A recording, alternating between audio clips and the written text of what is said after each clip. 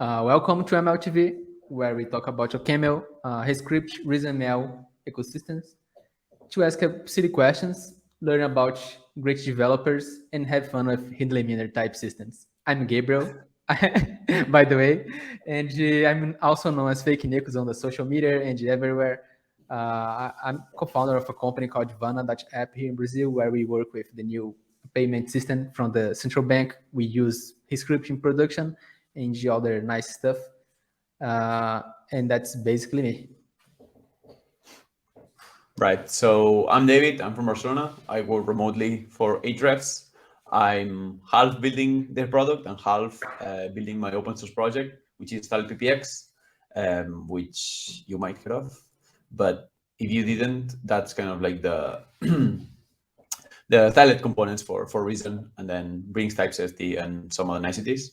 Aside from that, like I do maintain some open source projects here and there. And yeah, I co-host this show, and I'm very happy to introduce to Sean, which is a very good friend of us, and we're gonna spend almost an hour with him today. Yeah, we're gonna laugh so much here, Max. I'm already getting my cheeks ready here. So let's welcome Sean to the show.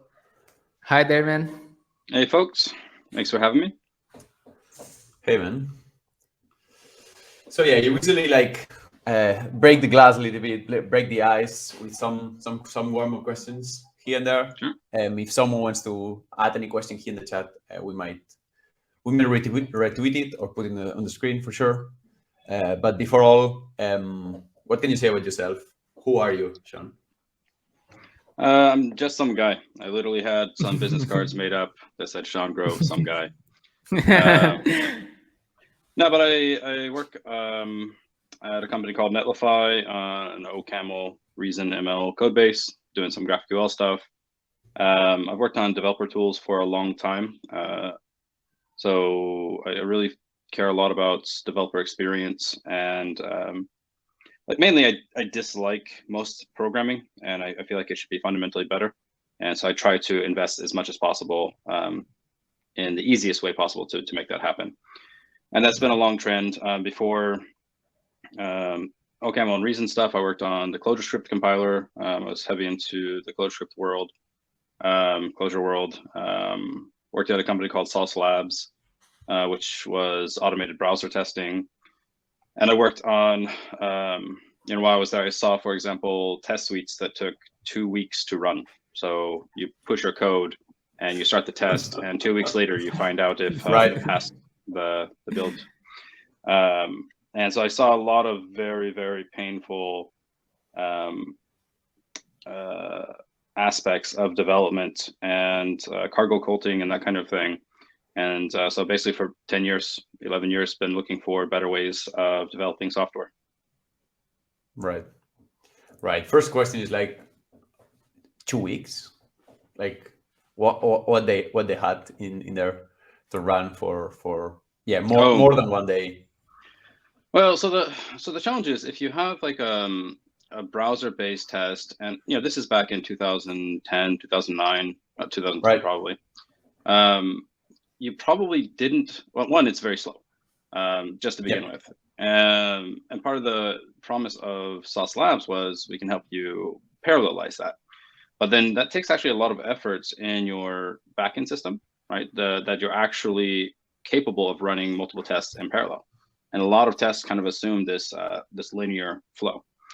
Right. And then if you have exactly. And if you have a large company with like a single app, and everyone just keeps adding, and you're required to add, lots of tests for every minor feature that you push, it's not too long before you get into this very, very painful situation. Right. Makes sense. I've been there running Selenium and all of this WebDriver for sure. But yeah, when it was like more than 1 hour, we were rethinking the whole thing. So yeah, I cannot imagine Oh, and I think that's the right way to do it. The challenge is oftentimes, a social one, right? Depending on the organization you're in, you may not have the flexibility to do that. And so I think it's more important for the underlying tools to make it so that it's almost the default that you're writing these fast tests, or you're testing the stuff that matters and that sort of thing. Right. Yeah, definitely. So aside from your from your computer and your work, what are your passions? What can you find you in doing on Sunday night? Probably the pub. Yeah, I drink a lot. I don't know if I have a Right. lot of passions outside of that. Right. Which kind of drinks? Oh, just anything alcoholic, really. Okay. Okay. That's a good one. That's a good one. That's easy to buy, easy to give. Yeah. So yeah, No, that's definitely a good I one. I recently, at the suggestion of Antonio, who's been on here before, got a bottle of Ginja 9, which is a Right. Portuguese sour cherry wine. It's wonderful. Nice. But in actuality, I do like going on road trips. I like traveling a lot. I like talking with friends. I like debating ideas and researching. And you know, I tend to get stuck on minor annoyances in life and think, well, this could be better, and Right. you know, try to focus on like how could the system be improved. Right. That's cool. And which makes That's for cool. great like drunken rants with friends. Yeah, it's all compatible. Yeah, that's true. Yes. That's true. That's a good one to combine for sure. So before that, you said that you were working on with the Clojure compiler. How big is Clojure in terms of like community and companies building their business around it? I think they're fairly large. I mean, they dominates Brazil now. Nubank Yeah. has, I don't know, 1,000 Clojure repos. They made a number of very pragmatic choices. So, you know, I got into Clojure through Scheme and Common Lisp, and Common Lisp is significantly more powerful than Clojure. It's not even like comparable. But Clojure made a number of very pragmatic choices, including like intentionally reducing some of the power. So there are no reader macros, for example. In Clojure, there are no delimited continuations. And so what that encouraged was a lot more sharing of community effort. One of the challenges in Common Lisp is it's so easy to make your own object system, even though it has one of the most amazing object systems in the world, that everyone would just make their own. And now, you know, any library that depended on it was no longer like, you'd have to pull in 15 different object systems into your application in order to use it. And so I think Clojure has been really well designed to be able to like maximize their community, both in reusing the JVM, which brings some baggage, but my goodness, is it nice to be able to, I don't know, have concurrent data structures just built in, right? Right. Yeah, so I think Clojure is a very well established like technology at this point. Yeah, that's pretty cool. That's cool. So, when did that stop, or when did you got involved into OCaml? So I think around probably 2014, I started.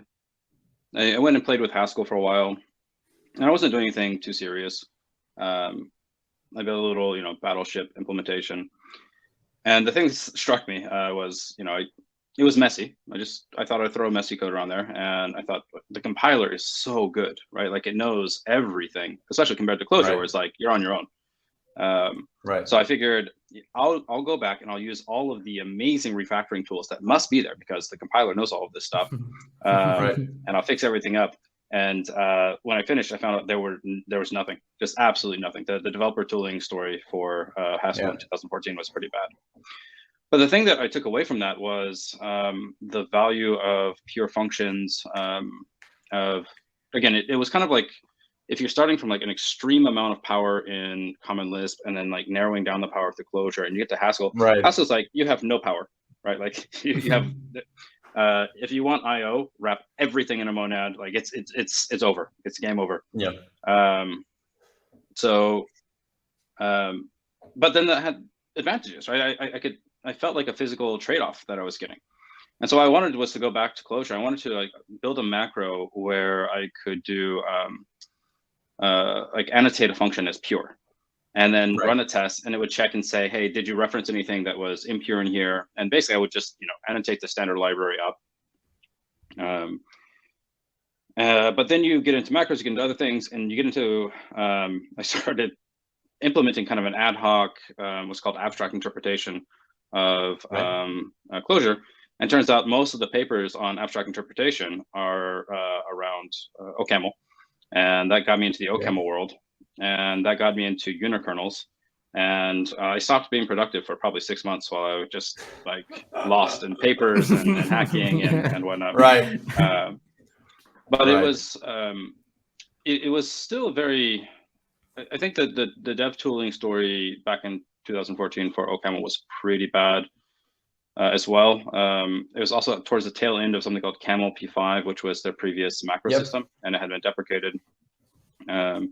So there's still a lot of painful transitions happening at the time, but it was enough that I thought, oh, this is interesting. I don't know that it's super practical right now. So I kind of set it down, and I would come back to it every now and then, but I didn't spend a ton of time after those 6 months focusing on it. I needed to still remain productive in the meantime, or maybe recover from the 6 months of not being productive while I was in there, and I was learning. I was investing, but I was eager that if there was an opportunity to be able to work in OCaml for the right problem, then that would be ideal. Right. Well, that sounds cool. Like coming from like being attracted to unikernels and then stop being productive, and yeah, that seems curious. Yeah, for sure. So was that time where you started the company, or when OneGraph started? So I built a prototype for OneGraph in Clojure in January of 2015. Nice. And I was very excited about it. It solved a lot of the problems that I was facing at the previous product I was building. And if you notice the trend of like Common Lisp and OCaml and then GraphQL and Clojure, it's like an abstract interpretation. It's like if I'm excited about this thing, it's probably 5 years too early to build a company around it, kind of at a minimum. And so I thought, all right, this is really cool. But I don't want to predicate my business on having to teach people about GraphQL. Right? That's a really dangerous thing, to both have to build a really good product and to have to teach something like that, and it requires kind of a seismic shift. And at the time, I did Y Combinator in summer of 2011, and that batch had Meteor, which later became Apollo. It had Firebase, it had Parse, and a lot of those had some pretty good exits. And I think at the time I saw a lot of people, especially outside of the Bay Area, outside of Silicon Valley, who didn't have the inside story about why those had good exits. They saw, oh, dev tools. There's a lot of money to be made in there. I'll do dev tools. I'm a developer. And the thought was, oh, we'll do Parse or Firebase, but for GraphQL. And I thought, okay, well, this is way too early. Like the amount of, customer education you have to do there, the amount of funds you'd have to raise, like you'd have to survive for 5 years before you see meaningful revenue. And so I just put that to the side. And I ended up becoming VP of engineering at a payments company here in the Bay Area, and grew out the team, grew out the product, and but this idea of OneGraph kept coming back and kind of biting me. In particular, we had this whiteboard exercise we would do every Friday. So the whole company, we'd have whiteboard with some axes. There's the y-axis is the size of the deal, and the x-axis is the likelihood of closing.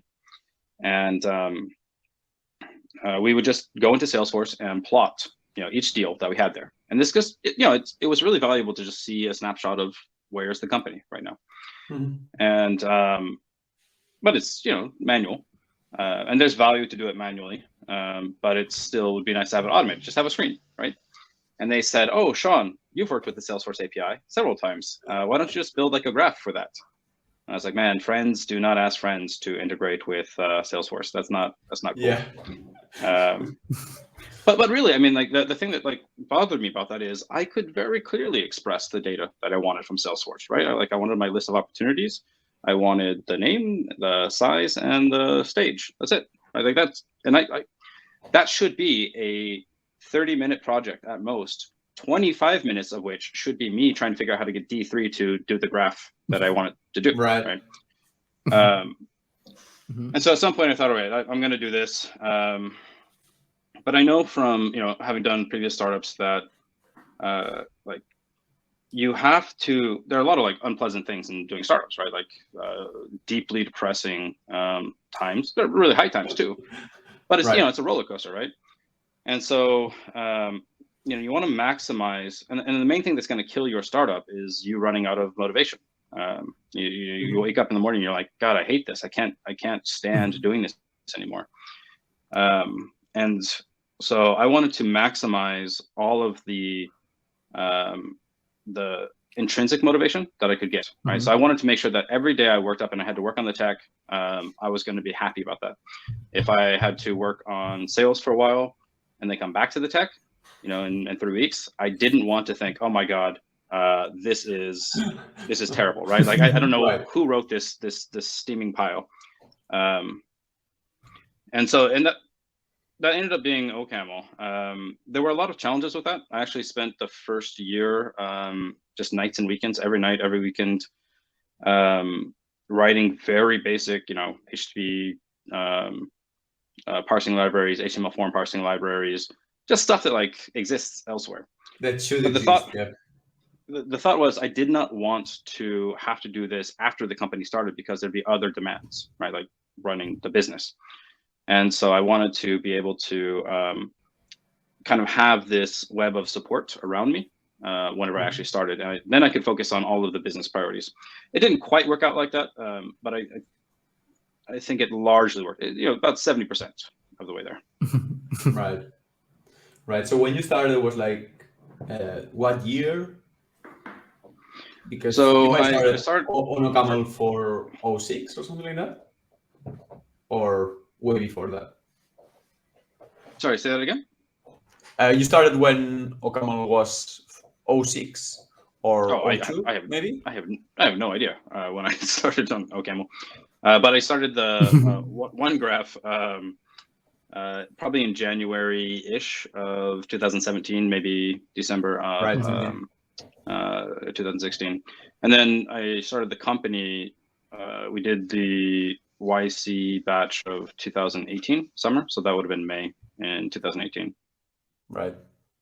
So and I went to Hawaii for a week before. Yeah, I went to Hawaii for a week before, and just to reset again. Like I wanted to build up as much emotional credit as possible, such that when I was doing the startup, I was like, yeah, this is okay. Life sucks, but man, Hawaii was nice. OCaml was nice.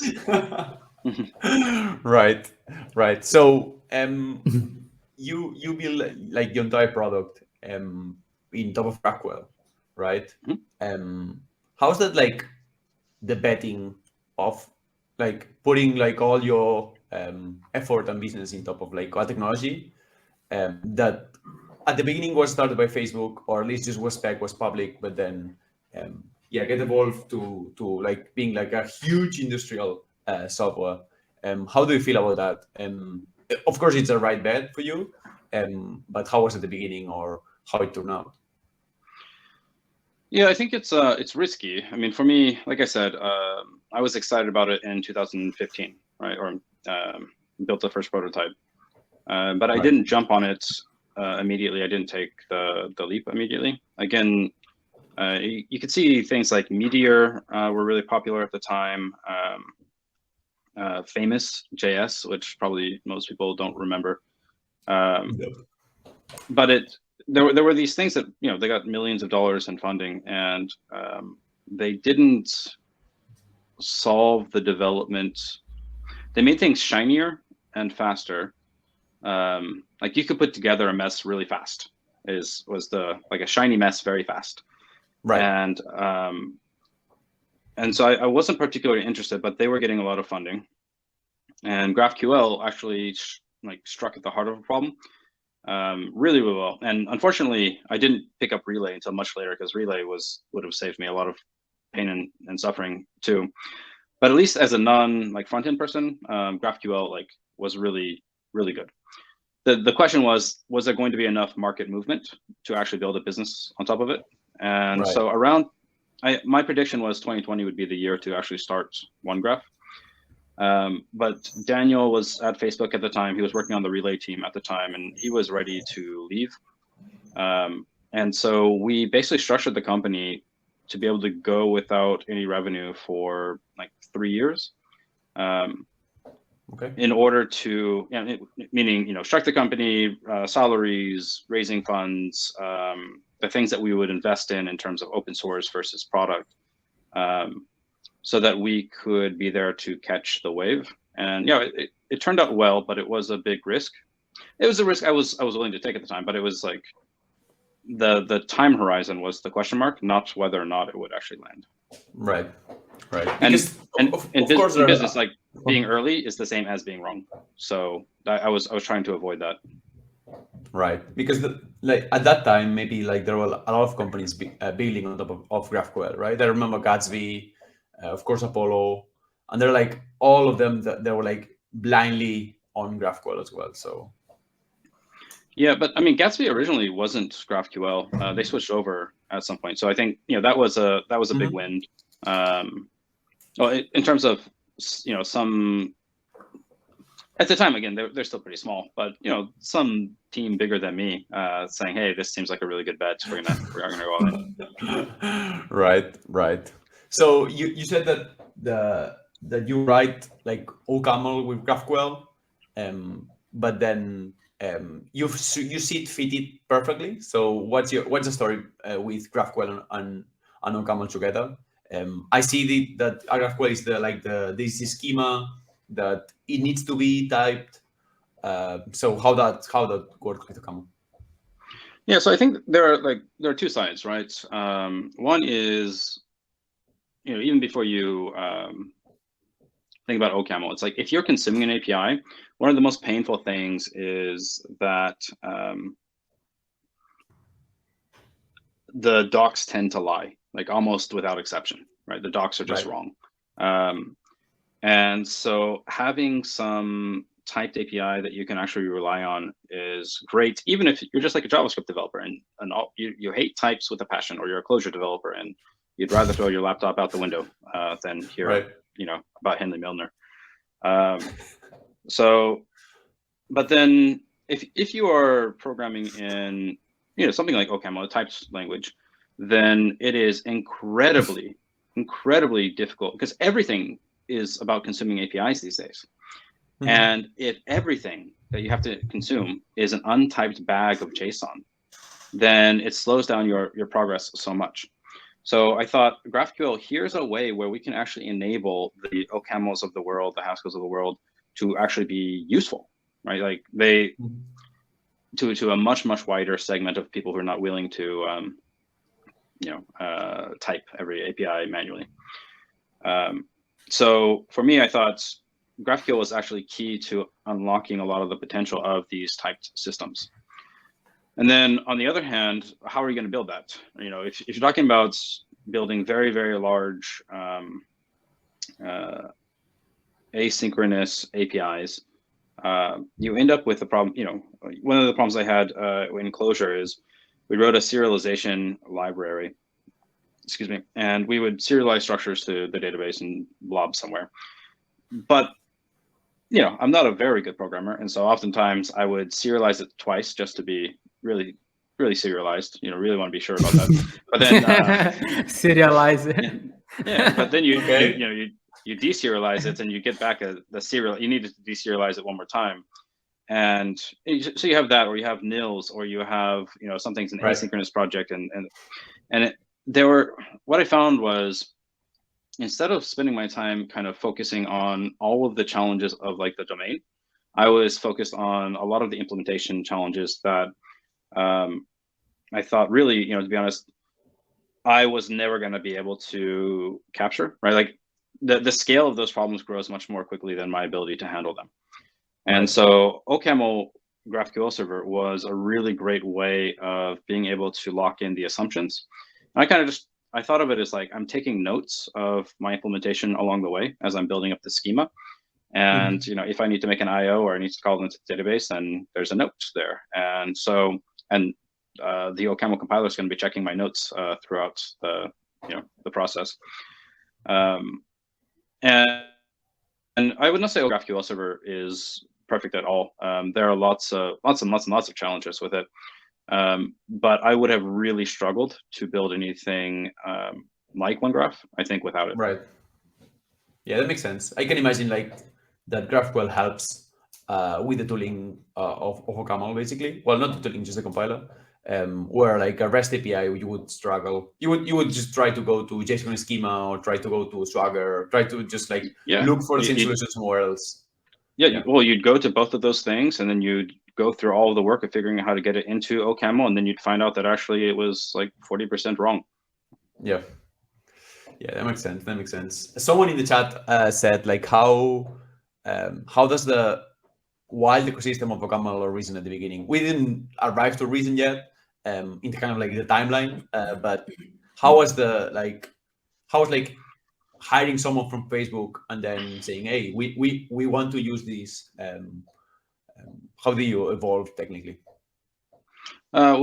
You say hiring someone from Facebook? Do you mean Daniel or what? Yeah, Daniel. Yeah. So I didn't hire him. I was he was a co-founder, and we worked a lot together in Clojure. He was big in the Clojure space, and so you can imagine that he loved OCaml.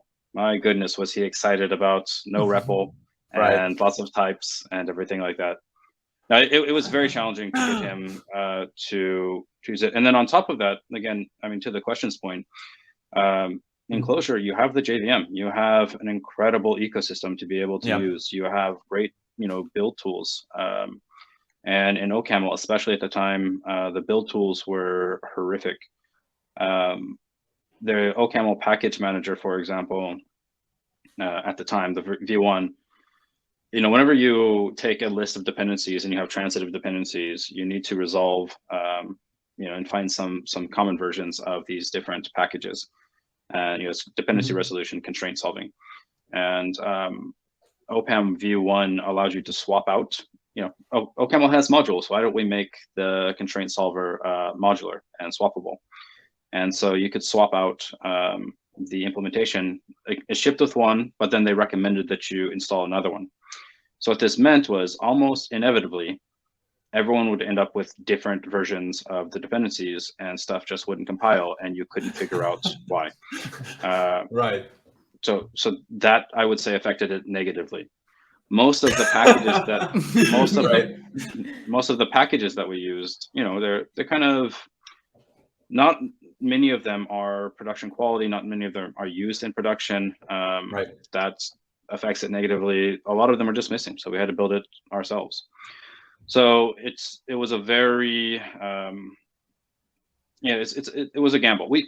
And to be fair, we also prototyped the OneGraph in a couple of different systems. We prototyped in Clojure, we prototyped it in Elixir and Absinthe, but the Elixir type system drove me nuts. I was too frustrated to use it. But otherwise, I would say that like Elixir really would have been the ideal, not Elixir, but the BeamVM would have been the ideal infrastructure to run it on. So something like Leandro's Caramel, that had that been there at the time and slightly more popular, that's probably the route I would have taken. Because I really would have liked to have been able to use all of the Beam packages, the OTP, the message passing infrastructure, all that kind of stuff. Right, that makes sense. So yeah, that was not a happy path for sure.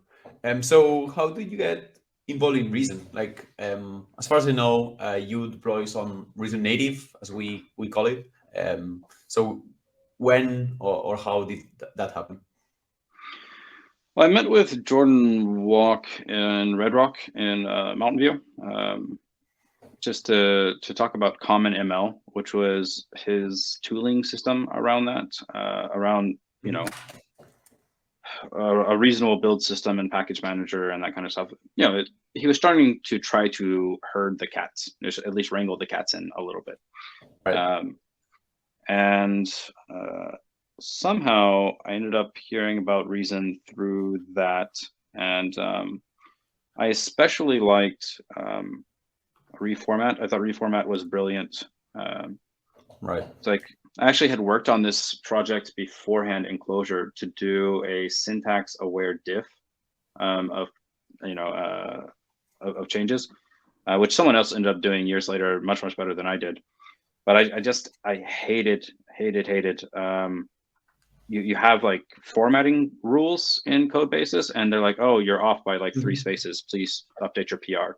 Like, motherfucker, like build a tool. Like, don't make me do this. And so like the Reason team, they did that. They did it for other reasons. But yeah, I really liked a lot of the ideas. I liked the approach, the implementation. Rather than rebuild everything, reuse the ecosystem, kind of those lessons from Clojure and whatnot. Reuse the existing, amazing compiler, make it more amenable. I still want, even to this day, a Lisp syntax for it. I don't want, the JavaScript syntax. Right. But I think all things being considered, I actually prefer overall the Reason syntax to the OCaml syntax, given the kinds of things I can do inside of like Emacs and whatnot. Right. Right, that makes sense. So did you start like writing BackScript for front-end? Did you jump onto the site, or were you considering JS of OCaml at that time? No. We used BuckleScript a bit, but my co-founder brought in Flow for the front end, and he worked much more on the front end. You have to divide responsibility and respect the other person, right? Whenever you're going into their domain. So in the same way that he, didn't insist on Clojure on the back end, I didn't insist on BuckleScript in the front end. He ripped out all of my BuckleScript, which was, not great at the time anyway. And yeah, overall, I mean, Flow is not my cup of tea, nor is TypeScript. But I could see, how he at Facebook, working at Facebook, was used to it. He knew how to interact with the GraphQL JS was really important for us, and it had Flow types at the time. Now it also has TypeScript. But yeah, that would have been very painful to bind. There's a GraphQL tool called GraphQL, and you can explore GraphQL schema. And we built a little open source thing that lets you like explore like a tree, like a file system, where you could like expand, and it would build the query for you.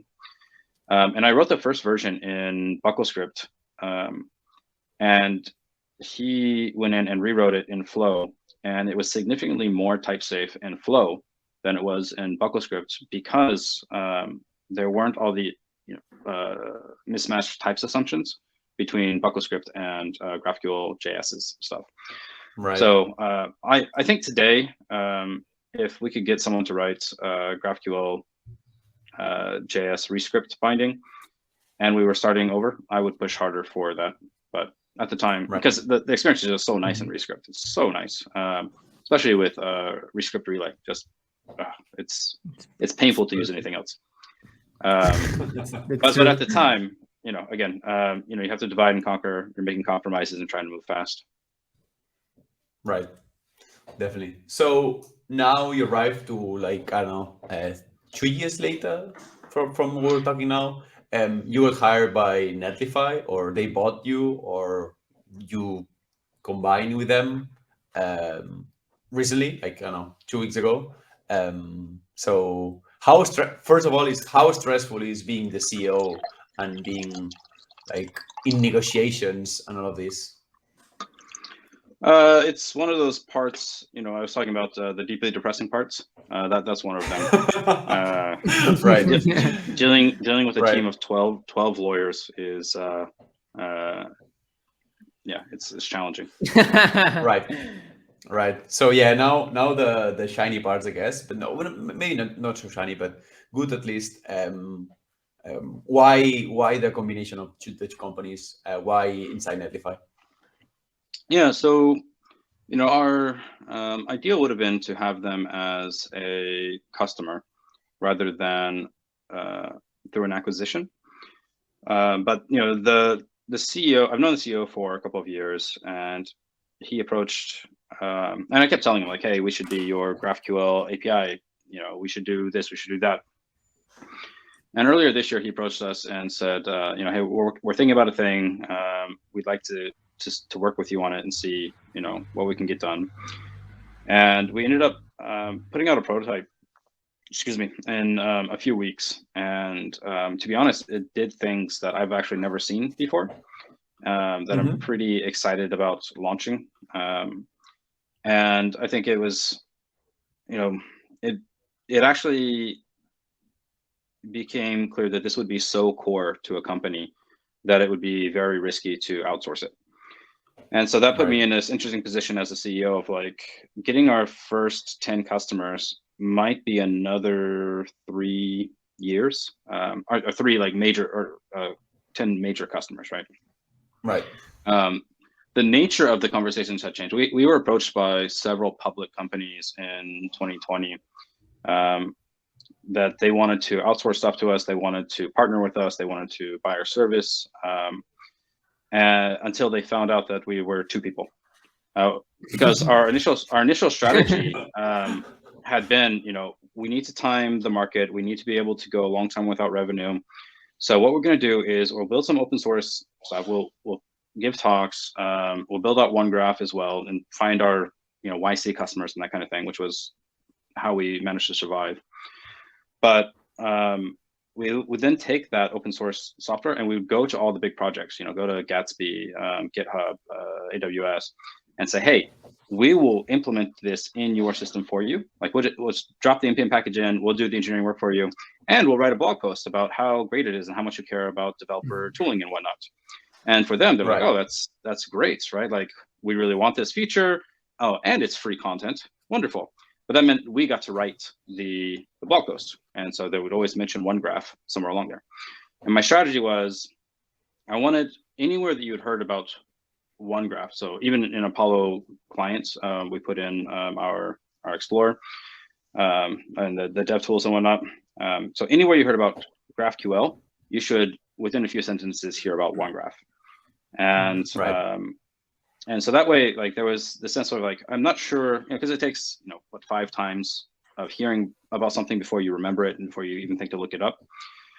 And so the thought was, let's plant these seeds now in 2018. And that worked really well to the point where in 2020, people thought that we were all over the place. We became the GraphQL API for Mux. We had major companies building on top of Mux through us. And so it looked like we were a bigger company than we were. But the market still wasn't quite there yet. And again, this is me as a CEO, so I may be wrong. I might have mistimed things.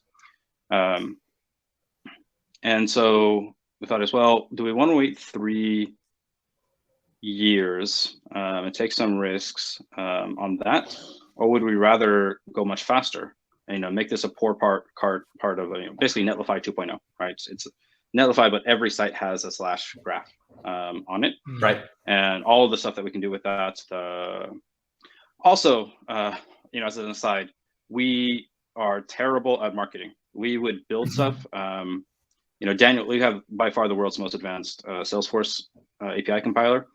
And we did this amazing optimization for one of our customers that took it from 400,000 API requests per day down to like 30, and then another like down to 15. And 1,500 or 15,000. And I was like, well, that's great. Did we tell anyone about that other than the one customer? He's like, no, I'll do it later. And we would continually do this. We had like low code tools and code generators and all of this cool stuff that we build for one-off for customers that would be amazing tools, but we never take the time to write a blog post about it. And so the thought was, let's do this inside of Netlify. We'll have these resources. This is, an entire org inside of Netlify is now going to be built around this thing. I think we will be maybe after, Ahrefs, the second most widely used OCaml code base, probably in terms of like the most number of people, very shortly. Right. And yeah, we'll be able to actually accelerate this and get it to the pace that we want to. And the CEO is, this was coming kind of from him, and he put a lot of the resources to make this happen. Right. Yeah, I can double on that. Like I saw maybe 10 YouTube videos that you send me private with 10 views doing That's the marketing. code generation for. I remember. So that's your marketing. Yeah. Yep. So yeah, I can double that. It was all psyops to conquer the developers. Exactly. Stage 1 is get the emelletv crew. Step 2 is the world. Right. We're there already, so that's step 1 cross. So first question about GraphQL first, and then we can just maybe move on to some other topics. Sure. So GraphQL, you solve the authentication problem. I remember called OutGraph, Guardian, something. OutGuardian. Yeah, so there's another company that does the GraphQL CDN that tries to like deploy to the edge. What are other problems with GraphQL? What are some challenges that you might look into it, or are there and nobody's looking into it? I think for me, the biggest problem with GraphQL is that building a good GraphQL schema is both mechanically and philosophically challenging. So there's a lot of nuance that goes into designing any API. And designing a good GraphQL API took me a long time to learn, and I actually learned largely from Daniel. So where there are like warts in the OneGraph API, it's largely from me before I gave up and listened to Daniel. And then on top of that, actually writing a GraphQL server is a lot of manual work. It is quite painful. And then keeping track of the changes and whatnot is challenging. And I don't think that there isn't actually a very happy path for that. So that's one I'd like to see taken on soon. I know StepZen is working on forms of this, for example. The guild has GraphQL mesh. And they kind of solve this problem of like, I have an existing OpenAPI spec and I want a GraphQL version of that. And that gets you some of the mechanical stuff out of the way, but then there is a lot of work to get like an idiomatic, philosophically nice and performant API on the other side of that. So for me, it's like that's the largest part. I know that there's stuff around. So GraphCDN, I think Max is a master communicator. He's very good at slicing a MVP, figuring out a pain point, and then actually explaining it very well. So in regards to marketing, very much the opposite of me and Daniel. Right? He tells people, which is a very creative hack about the things that he does. And I think that they're growing really well, and they're doing quite well at this point. So I think that there will be some industries or some products that are built up around it.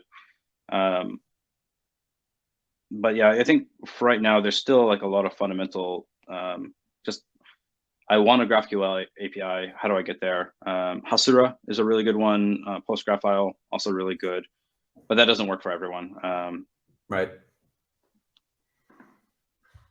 Yeah, that makes sense. Hasura, I think it's written in Haskell, so there are some technical fights here and there. Oh, but their business team is wonderful. I have mad respect for those folks. But PostGraphQL also is wonderfully implemented. Yeah. So what's the project, or what's the maybe it's private and you shouldn't tell, but how Netlify is going to benefit from having OneGraph inside, right? What's the project that they're building? You mentioned Netlify 2.0. How are they going to use it basically? Well, so we launched a very small slice of something just so that we could start delivering value as quickly as possible. I think it's pretty critical whenever an acquisition happens that you try to graft it on you graft it onto the larger body as quickly as possible in such a way that it actually contributes value, and it's not, so that cutting it off would be very painful. And so we launched just a little tiny tool, which basically uses the OneGraph auth stuff so that you can say, in my Netlify functions, I need to talk with the Twilio API or the Stripe API or GitHub. Right. And I don't want to have to go and provision a token. Right? That's a pain in the ass to go and do that. I got to get a GitHub OAuth token with the right scopes. So we basically used OneGraph's introspectable graph to say, here are the list of services. And do you want a token for one of them? And you can just like click around and say, I want a GitHub token with these scopes. Click a button, it'll go through the OAuth flow, and then boom, inside of your Netlify function and the environmental variable, you'll have a GitHub OAuth token with exactly the scopes that you need there. Right. So that's just like the first step. There's some bigger stuff that we will do pretty soon, but that's just an example of like how we're able to, and that was all built basically inside of Netlify. OneGraph didn't change at all. Like OneGraph is just this GraphQL API that we could just poke at and implement a few things, and yeah, make it a really nice experience. Right. And I think everybody here in the chat is thinking the same, which, yeah, I might have an opinion, but I'm first gonna go you first. So how do you see OCaml inside Netlify? Is that Netlify has like a shit ton of tech choices that are like way bigger than of course any small company? Do you see you evangelizing the language or the tech stack to the rest of the teams that you are working with, or you would still like remain quiet, remain like a black box, and leave them alone? Yeah, I think more of the latter. You have to be careful about like evangelism, like has a time and a place. And also, I am a really big proponent of extremely high leverage teams.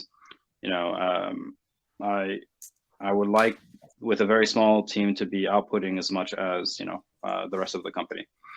And I think the way that we get there largely is not through more developers, but through better developer tooling, better infrastructure, that kind of thing. Right. And if we are able to do that, and we're able to ship and improve the bottom line, if we're able to increase the actual utility and deliver value, then that's the evangelism that I think will be much more effective. Right? That's right. When the rest of the company starts looking and says, hey, there seems to be this crack squad over there that gets stuff done at a rate that we don't understand. What's their secret? And I think that's when you can actually do. As we come in now and we're like, hey, all of that Go and Rust and Ruby and JavaScript that you write, yeah, throw it out. It's time to install easy. Right. Being the annoying teammate. You should try. It's definitely not the good evangelism. That's where I think we agree. I consider yourself like very pragmatic developer. Like even though you say yourself that you are very bad, or you mentioned that you're very bad, I do definitely not agree with that. What's okay? You haven't read my code. That's true. That's true. I just saw the demos on YouTube, so that's true. So how much tolerance do you have with bad tooling? You fight against like the bad or not so great times with reasonable OCaml tooling, but now is OCaml way more mature. We have Dune, we have OPAM, even easy those days are getting better and better every release, and there's people actively working on it. How much like patience you have for bad tooling? Well, it depends on what I'm getting on the other side, right? So it's about the trade-off. So OCaml gives me bad tooling, but I get a good language and a good compiler. Yesterday, for example, I had to go through a whole bunch of Docker on M1 and this and that nonsense and Cloudsmith and registries. I've not really used Docker before, and that was very painful, especially for me. It was just not very reproducible, right? I really wanted like maybe something like Nix, where it's like I run a command and it's running. Like that's the ideal. And it's not clear to me that Docker and friends are giving me all of that much in return for the pain that they're inflicting. It could be that they are, but my gut sense is that there is a significantly better way of doing this, and so that makes me think this particular like tooling is not something I would have. I have enough patience for it right now to get the job done. But it's something I would point at, if I had more resources, I would say, hey, we need to have a better story for this. This is not getting us anything on the other side. Right. That makes sense. That makes total sense. And recently, like there was like one split of course, but there has been the split with ReScript and Reason, with different directions. How do you see ReScript goals? So I actually think that the split was, it was not done well, but it was a very good idea and technically implemented very well. The only thing that they were missing was a more effective marketing strategy, which is oftentimes a recurring theme in our part of the development world, I think.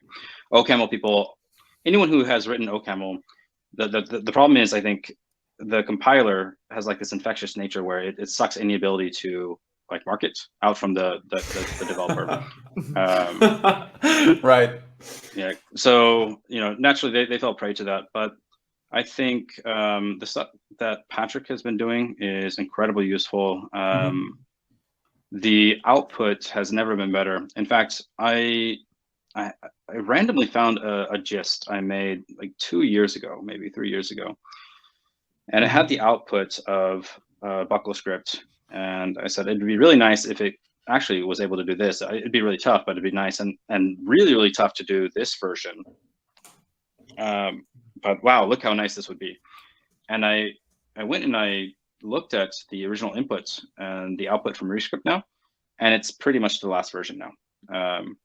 There's only like 2 things missing, and like the output is just so good. So I still remain very confident in the technical execution. It seems very stable. It's not changing a whole lot. The syntax, there's not a bunch of syntax upgrades, that kind of thing. So I'm pretty happy with where ReScript is, even if it just stays here for a long time. Right? There's not a whole lot that's missing. I know there's stuff around, async awaits and whatnot, and that could be nice, but all things considered, I'm okay with not having it. Right. I need to say that I lost half of the answer, so I apologize for that. ReScript is good. Right. Yeah. That's exactly what I wanted to hear. So definitely. Yeah. Go on, Gabriel. Okay. Yeah, it's all good here. I think you're asking if the connection was okay, right? Yeah. Yeah. Cool. So what's the next conference that you want to attend, Sean? We're talking offline. Where can we see you, basically? Well, Agent. No, there's a conference called Agent I'd like to attend, but things are a bit crazy right now. Right.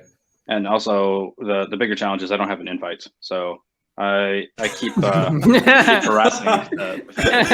Right. Yeah. Okay. I don't know, but I think maybe hopefully next year conferences come back. I'd really like to go to ORDev, ReactiveConf. Hit up the usuals. Right. And one question might not be the last. How expensive is Antonio? Like, do you need to get acquired for millions to allow pay his salary, or that just like a coincidence? I think it helped. No, I mean, I think there were a lot of things that with Antonio. I think that especially in the Bay Area, you form long relationships with people, and there's kind of like an orbit that everyone has, and they'll come up for air once every N years. And so if the opportunity comes up, especially if 2 opportunities are coinciding, then you really need to seize it as quickly as possible. Right. That makes sense. Yeah, we have some last minute questions from the chat. So we have this one here. Do you think OCaml has been important to your success? Right. Or that's simply a tool that you prefer? Yeah, I wanted to ask that one. Just a little rephrased, if I can, which is like Darklang has been kind of the same timeline as you, Sean, with similar tech choices, same area of like dev tooling. They do a language, which is obviously different, an editor and also. And they jump away from OCaml and they move to F#. Yeah, that's a question. Yeah, so so I know Paul pretty well from CircleCI days. So Daniel was the second engineer at CircleCI, and I met Daniel through Paul Bigger, the founder of Darkling, and part of the reason that he used OCaml was because of me. So if there's a reason in the a similarity in the path and like a deviation, it's probably because I said, hey, this is a really good idea, and he realized, wait, what the hell? What have you done? And had to go away to something that actually worked better for him. I think F# is probably a pretty good choice, to be honest. It's it's the closure of OCaml. Being able to reuse the .NET infrastructure is really valuable. I don't have much experience running it in production, which was also another concern with Beam.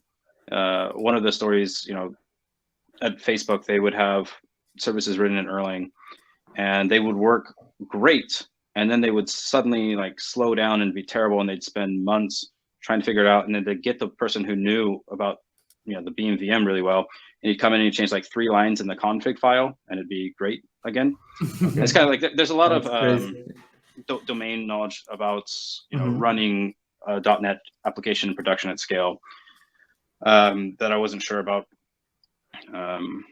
And so I think F# is a really good choice. The tooling is great. The community is very pragmatic. But yeah, I don't have much production experience with it. And then OCaml, I think, was it critical? I think it was critical in that it allowed 2 people to reach a scale that we definitely would not have been able to with both the business and the code base. And we would have had to hire more people or gone slower. And both of those would have been pretty challenging to incorporate for our model at the time. But maybe it's possible to do it. And anyway, like, is it critical? No, we could have done it in PHP, probably. Like, would we have been happy? Would we have been successful? Probably not. Right.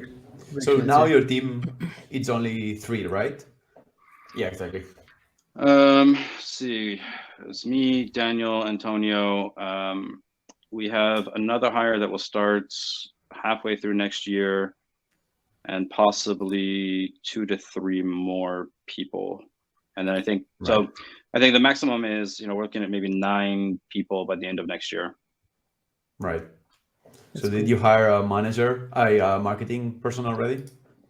No, they have lots of marketing people already. Like, did you see all of the blog post and the TV stuff? And it's just like someone else did that. Yeah. That's a good one. Yeah, they write stuff and like they quote you and they're like, "Is it okay if I say that you said this?" Like, yeah, fine. Right. That's a good one. So yeah, I think Ulrich asked that, which is a little bit side story, but it's going back to before. What's your auth story? Could you talk a little more about Auth Guardian and how did the authentication and how that seems super easy, which if you implement it yourself, you know that it's very hard.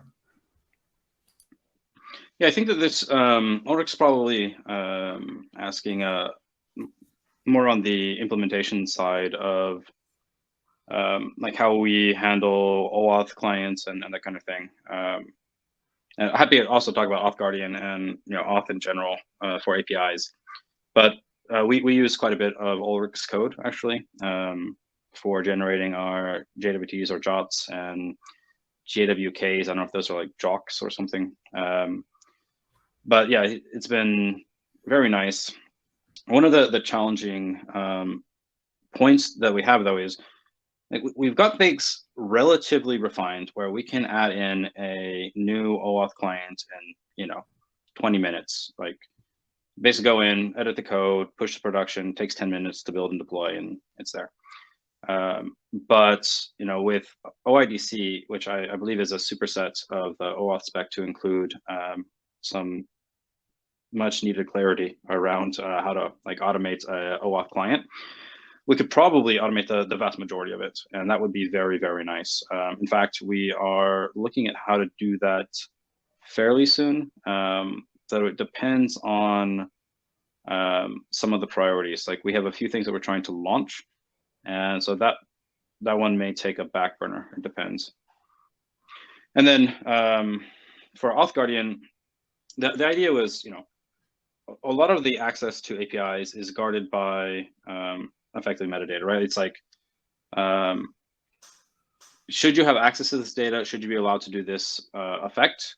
Is ultimately dependent on like, who are you? Do you have access to my organization? Are you a paid member? Are you a subscriber on Twitch? That kind of thing. And so the thought with Auth Guardian was, well, we already put a lot of work into consuming JWTs and whatnot. What if we generated them as well for use in, Netlify's API functions and Hasura stuff and whatnot? And if you have a normalized layer where you can go and ask for facts about a user, then building a domain-specific UI for that becomes really, really quite easy. You can say, for example, that when this user is logged into Twitch and this user is a subscriber to this specific channel ID, then in the JWT add, is premium user true, something along those lines. And you can kind of like build those up, and you can, as a human, you can visually audit, like, what are the rules that go into making a JWT? What are the facts that we collect? And that's different from if you actually had all of that in code. That's just like, it's a bunch of code scattered everywhere. And it's very hard to know, like, where is this coming from? How is this ultimately ending up in the JWT and that kind of thing. So we built a little UI that actually reflects off of the GraphQL API, generates a UI where you can go and fill out all these rules. And then we also wrote a compiler for it. So if you get to the point where our domain specific thing can't handle anymore, it'll actually just generate, here's the exact JavaScript call you need to make with the GraphQL call. And this will generate the equivalent JWT. So here you can take this, eject, and go write your custom code around it. You are muted, Dave. Fuck. So yeah, Ulrich just said that you could build the coolest OpenED provider on top of GraphQL. Yeah, I think it would be, it's one of the things that you could imagine Netlify might appreciate having. Right, definitely. I think I'm running out of questions, not because I'm not like wanted to ask you, just because I think there's like enough time of interview. But if anyone from the chat has any question, or if you guys will have, just shut them. Let's just get the silly ones here for now. What are your thoughts on blockchain? I know Sean loves NFTs and the whole things. So I think that's a good question to stop the show. I have thoughts, but I don't know if they are appropriate for a children-friendly show. Oh God. Which was actually a pretty good answer. Okay, if anyone has any questions, that now would be the time to send them. I had some pretty good ones already. So yeah, it's been pretty fun. Dave said fuck. Yeah, sorry. Not very. I'm pretty sure that was actually Spanish. That was some fun word. Yeah, that wasn't. That's joder in Spanish is like super easy to swear, and it's not as badly as in English, I would say. So sorry, apologize. That was one question. Yeah, why not all of them? So I think the question is around which of the many standard libraries should you use in OCaml? We go with Jane Street, and that was kind of an accident.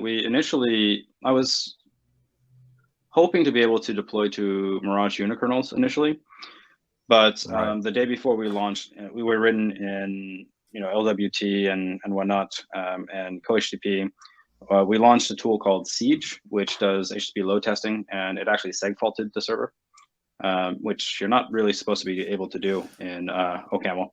And so that was like, oh no, that's bad. So we switched to HTTP AF and also Jane Street's async, because at the time it didn't support LWT. And once we had async in there, we thought, well, why not grab core? And core has a bunch of really nice features. So we ended up going with that. And you know, it cuts off some deployment targets, but as a business, that's not that big of a deal. It was more of like a personal interest. The bigger concern is it ties us to Jane Street. And Jane Street has a lot of opinions, I think, about the world that I don't share. Right. And it also means that, like, you know, when OCaml 5 comes out and multi-core is there and effects come out, you know, we're probably going to we'll basically be blocked on them to being able to adopt a lot of that stuff anyway. But the alternative there is like we write everything ourselves, and I think that was probably on the whole, it was the best choice for us. And I wouldn't. I think that LWT has gotten significantly better. It's had a lot of really, really good work put into it. It'll be much better for, you know, domains, effects, multi-core very quickly. But yeah, for the standard lib, I don't know, it's hard to beat Jane Street, I think. Yeah, definitely. Okay, yeah, it makes sense. I'll have one last question, like just to end. Why OneGraph didn't go like full backend like Hasura? Well, we could have, but you know, OneGraph is already probably 3 companies worth of problems, and you know, having a full backend is it's strategically very challenging, technically very challenging. You know, if you name Hasura is kind of clever, right? Because they don't provide any sort of hosting for it. They say, hey, if you have a database, here you go, and that gets around a ton of stuff. You know, if you are hosting someone's database, then they're probably going to want to have, you know, SSH access to it or SQL access to it. They're going to want to have extensions installed. They're going to want to know about your security, and then at some point they're going to say, hey, look, we're worth too much. We really don't want to have you run our database. We want you to run inside of our VPC or something like that. And so there's a bunch of business challenges around that, which are, you know, surmountable. You can get around them, but it takes resources. It takes attention away from other things. So you really have to be careful about like how you prioritize things.